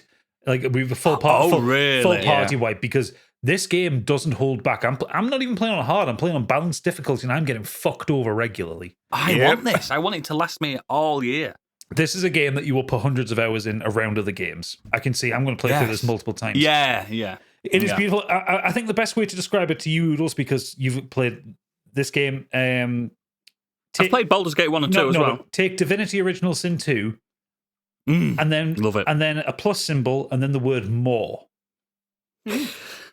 I have beaten Divinity 2 about 3 times because I adore it. I adore every aspect of it. And I knew it was secretly D&D then without the license. Yeah. So I'm glad they've got it. Yeah, this is just Divinity Original Sin 2 with the D&D license and just more of it.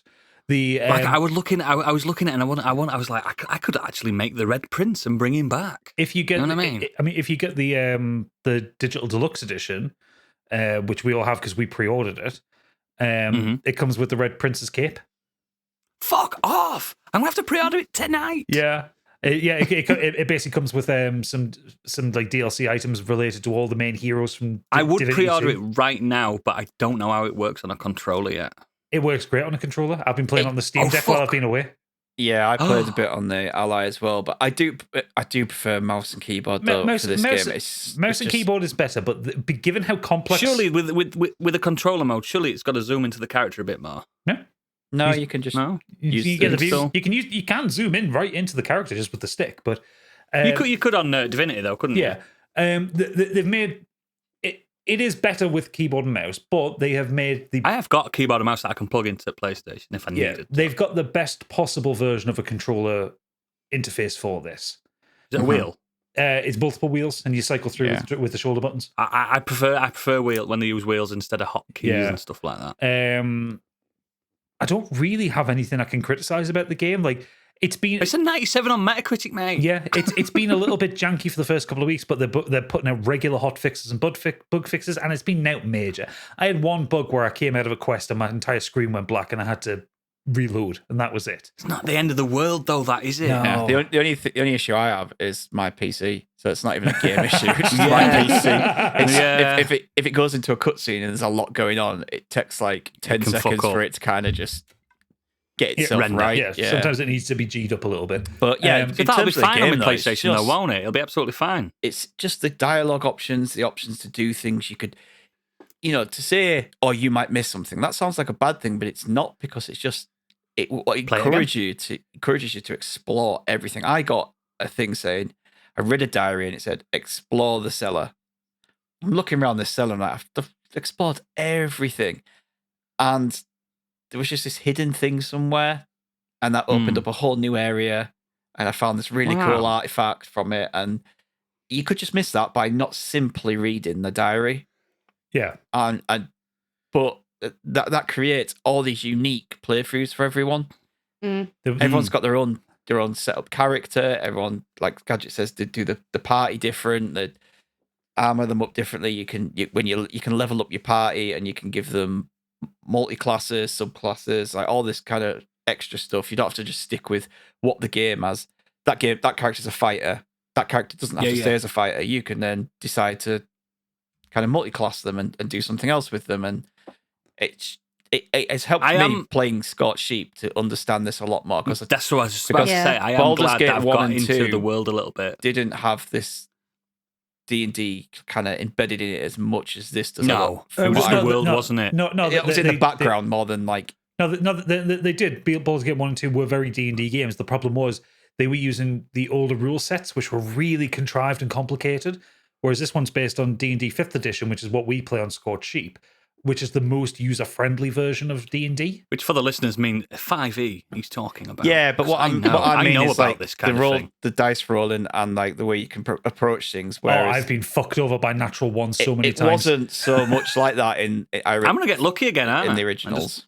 Sail through it with all my dice rolls. I wonder if Becky's going to play. Yeah. Can you play multiplayer? Yeah. You can join 4 people in a party. You can with all their games. Yeah. Oodles, also, you're going to love the fact that this game is gay as fuck. Oh yeah, I've seen a few there videos. There is so much LGBT representation in this game. It's beautiful. Yeah. Also, I can make my man with my vagina, can't I? Yes, you can. The dream. Yeah, the dream. You could. There is also like consequences to literally every single fucking choice. Like, I don't know, Sting, in the Blighted Village, did you get the gnome off the windmill? Yes, I did, but I've seen the other option.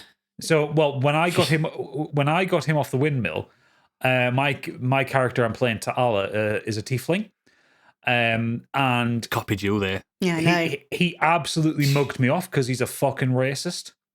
He hates Ah, tieflings. shit. So I didn't get the reward for letting him down. He's like a underground gnome or whatever he was, and I'm a drow, Yeah. so like we like the dark I stuff. d- But like the best, that's a good thing as well, is depending on the race you pick, you could get into a scrap or get through by just talking to them. Original Sin 2 did that. I though, walked didn't into the village and he was just like, "Oh, you look like one of us." Basically, that wasn't the the actual dialogue, but he basically said, "Oh, you look like you'd be one of us." So come through. I it's am. fine. I was will like, have to say, I'm conscious of time. Let's talk more about this in the green room because you've still got something to talk about, haven't you, Stig? Or is this? No, your no, nexus? I've got a film I want to talk about. So, okay, I think the last word I have to say on this game is fucking buy it. Like, I think I'm gonna. this is one of the few games that you don't need to know D&D to play it. It's very good at teaching you the rules of D&D. Yeah. But you could actually go and play D&D after playing this game. Go and play it. It's very clear. The characterization is wonderful. The graphics is wonderful. All of the voice acting is top notch because sometimes in these games they get like some like jobbing Yeah, voice they actors do, in. It's a yeah. bit shit. No, perfect voice acting. And always, if Including you're the playing a animals. spellcaster, speak to animals Yeah. because the animals have the You did funniest it- I fucking did that, dialogue. You always are like you can kick that squirrel, can't you? Yeah, And they also can there give is a you hints. mysterious cow in one place that won't Yeah. speak to me, and it's really pissing me off because you just walk Won't up to him and talk goes to him. moo, and the character like the character name on the subtitle is mysterious cow. I was like, But I got. My name's what's your mystery? when I talked to the cow, he said they're always putting something in my hay. So I went and checked the hay, and there was like treasures in it. Yeah. So like, if it's, Cool. it appears to talk to them. Anyway, yeah, we'll carry on talking about that in the green room because there's lots more. Yes, to say. more on that.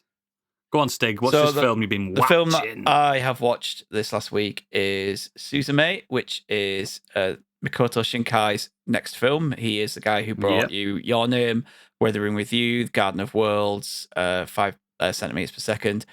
And all I can say is this film is absolutely stunning. I didn't get on with Weathering with You. You all know how much I love Your Name, but this is definitely a return to form. I think it centers around a young girl called Suzume. That's the best way I'm going to pronounce it.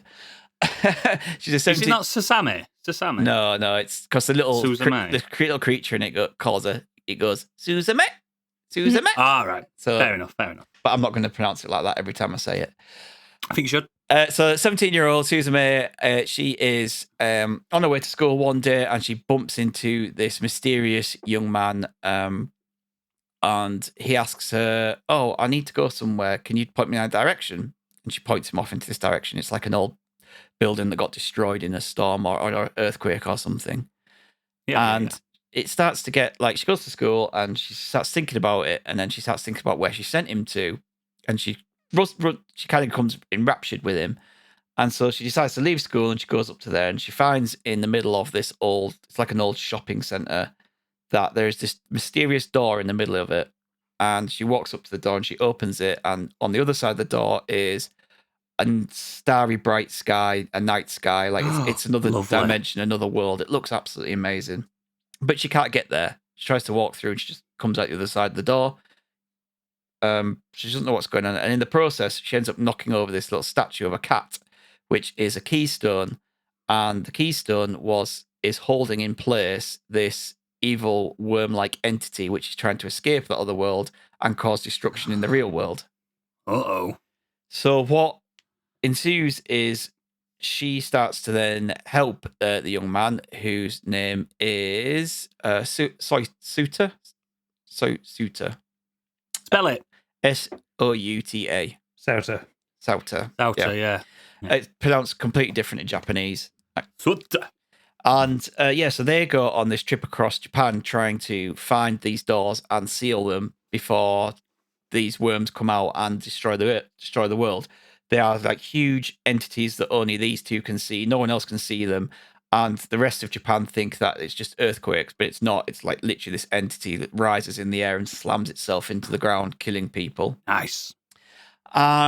Something happens to Suta, and I'm not going to tell you what it is Don't spoil it because I'm going to watch because it is one of the most left field things I've ever seen in a film, and it's brilliant.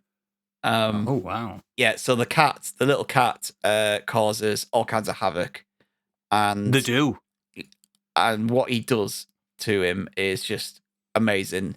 But yeah, she as they're like traveling across Japan, she meets all these kind of different people along the way, and she and through all of this as well, she's trying to discover what happened to her mum and what happened to her when she was a young child. Her mother has died. She's grown up living with her auntie, and there's some memories in the back of her head that she can't quite unlock. And part of this journey is her trying to figure out what's happened. Yeah, it is just one of the most gorgeous looking anime films I've ever seen in my life. I've seen trailer, mate. It looks stunning. If you watch, I've been seeing people doing is it 60 frames per second? You know, like where stuff moves a bit faster. Yeah, they use AI to upscale the resolution. Yeah, it looks shit. Frame rate. It looks shit when it's real people, but people have been uploading clips from this film in it. It does look better in animation. Man, it looks so good. It's smooth as fuck, good. It? Yeah, and the music again is by Radwimps and Kazuya Shinkuji, and this is like the third time that he's worked with them. The soundtrack is incredible. But yeah, it's good to see that they're back on form, innit? I absolutely love this film. It's my second favorite from Shinkai, and nice. The best thing about this is I watched this in Japanese. Amelia sat down right at the beginning and said, "What's this? Can I watch it with you?" I said, "Yeah, but it's in Japanese." She sat and watched the whole thing in Japanese with me. Perfect. And Nice. subtitles. And I said, "How did you get on with that?" And she says, "Cultured little swine." She says, "I really liked it. I want to watch more." Like, she said, "Can we watch Your Name in Japanese?" Because she's watched the English version. But I've never watched.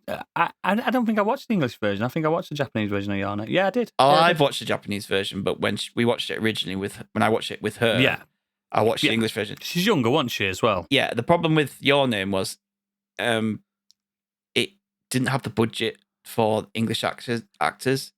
It didn't have the prestige that Ghibli has, where it's got like all these huge Hollywood actors. So it's not very good in English.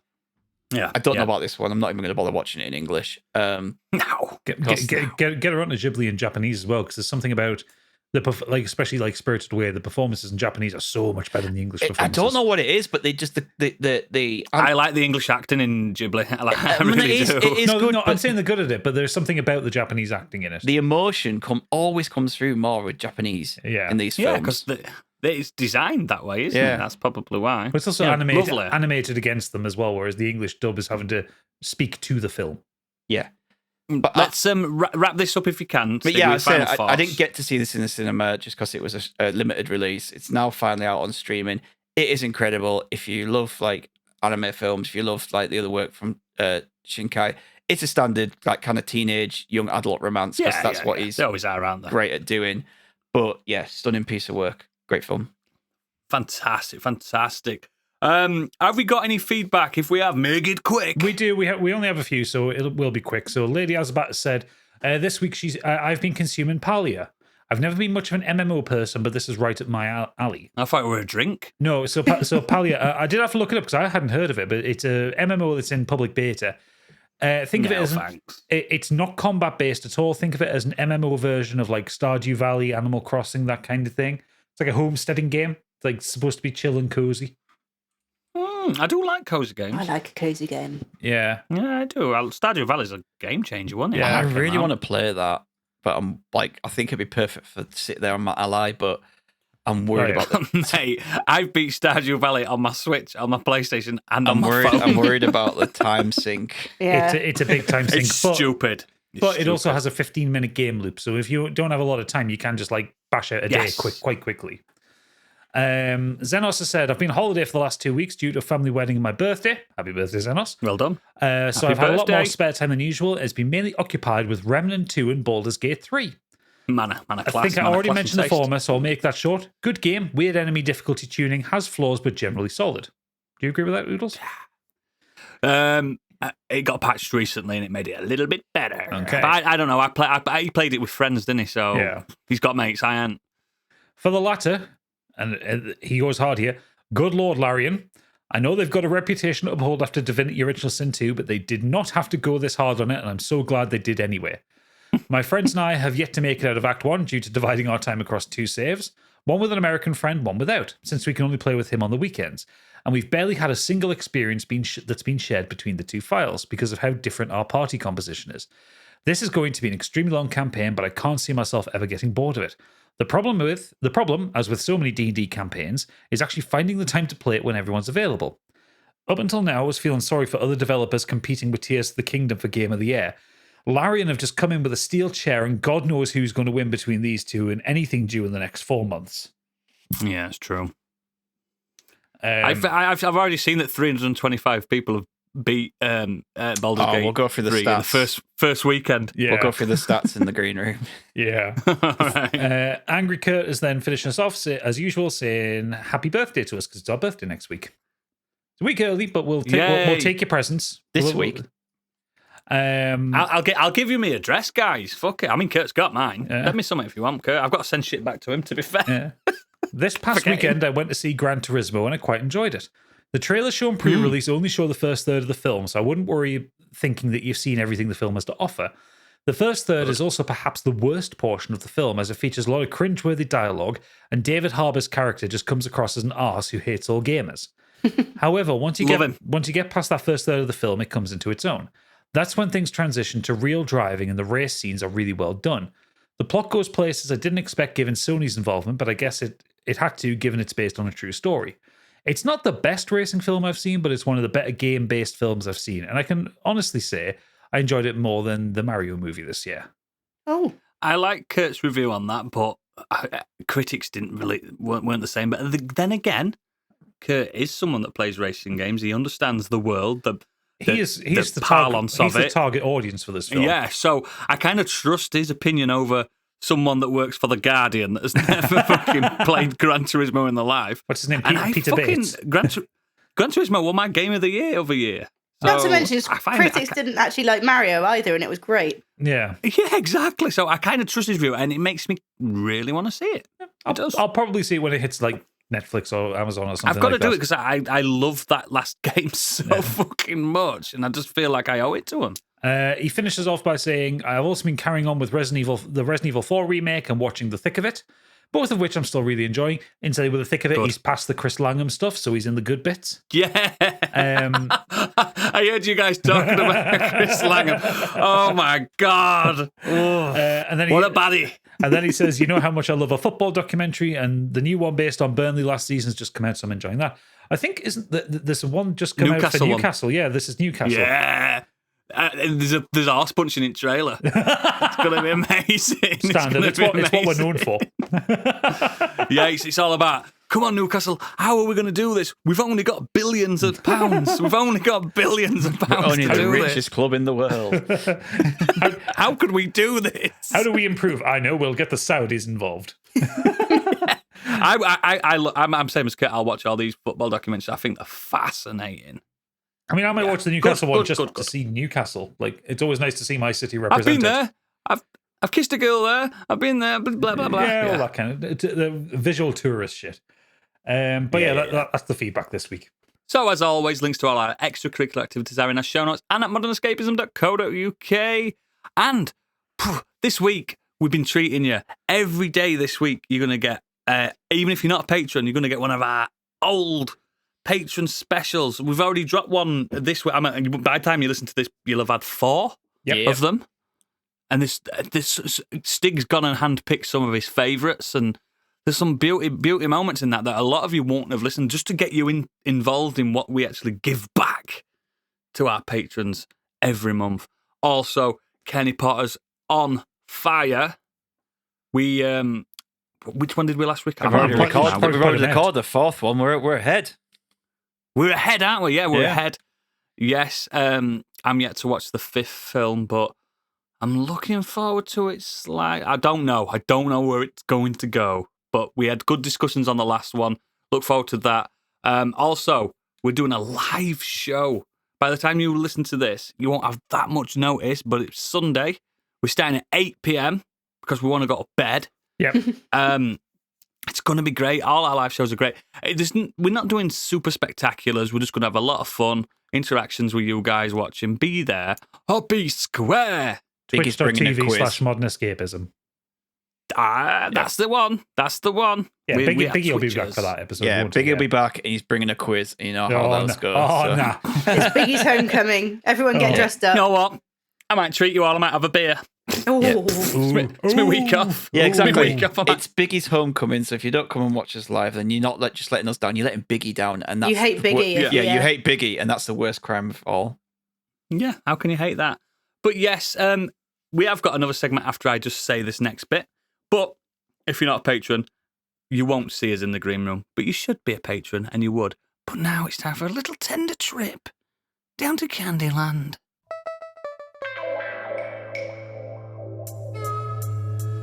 And now, what's up in Candyland?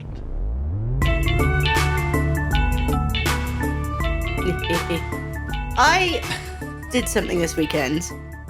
Oodles, you're going to hate it. I went to the, what's it called? The Wiltshire Game and Country Show, which is That all makes me sick. which is all toffs in tweeds with the shotguns under their arms going cows, dogs.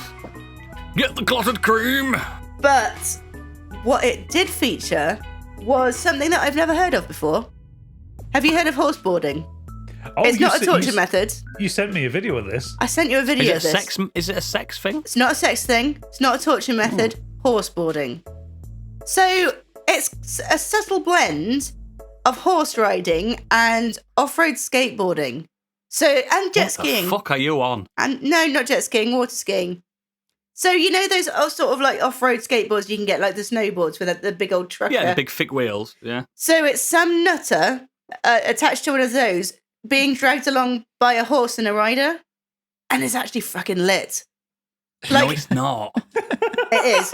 They set a new record at the Wiltshire Game and Country Show this weekend. 33 miles an hour, horse and rider. Not so much on the day I went. The ground was wet. The horses were struggling. But you have to go around an assault course. It's got these little cones around there. If you knock a ball off a cone, you get a time penalty.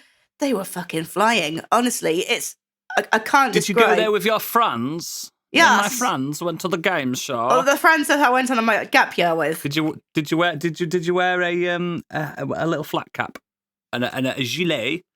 No, I wore my goth stuff. You can't do that, but they were fucking cursing you. Look at that. Yeah, I was Look at wearing- that I was trough. wearing New Look at that Rocks. Trollop. Muddy Day, New Rocks. God. Oh no! Look, it's the new money has turned up. I bet that's what they said, didn't they? The new money probably. is here. The new money. It was absolutely banging though. But it made me think, like, what else can we do?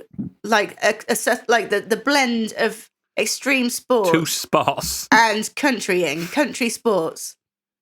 Instead of clay pigeon, you fire Tories out of a cannon. That's Tory it. shooting. That's it. Just that's it. Just fire 'em out of a cannon. Into that. Just fire Or it. And you go- instead of a turkey shoot, a Tory shoot. Yeah. Yeah. The Basically Hunt. the same Do you know thing. like The Purge or The Hunt, that film The Hunt, or Hard Target, you set off some Tories running into a maze. You've got AK-47s. They've got their gumption. What if, So That's it. So I've thought of a new, let's call it like the country extreme Olympics, like Cuntfest or something. So we've got, Cuntfest. Disgusting. so we've You made got. me say that word then. Well, you had the choice to say it. It's spelled COUNT, Cuntfest. Yeah, I thought so. Obviously. I said it as one. I said it as one Countfest. word. Countfest. So we've got, starting off Cuntfest, the main events. We've got monster tractors, monster trucks, but tractors. Yeah, Urban, I'm banging for that. That's a working class vehicle, that. be all right, wouldn't it? Slow as fuck. Urban scrumping, Very which, slow. urban scrumping, which is Urban basically scrumping. it's basically just shoplifting. Find apples.